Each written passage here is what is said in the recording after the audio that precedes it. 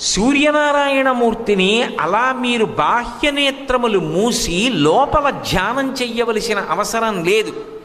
ఈ కంటికి దొరికేటటువంటి పరబ్రహ్మ స్వరూపము మనోనేత్రముతో ఊహ చెయ్యవలసిన అవసరం లేకుండా ప్రత్యక్షంగా భగవానుణ్ణి పరబ్రహ్మాన్ని దర్శనం చేస్తూ ఉపాసన చెయ్యడానికి వీలైనటువంటి రూపము ఈ లోకమునందు ఉన్నది ఒకే ఒక్కటి సూర్యభగవానుడు.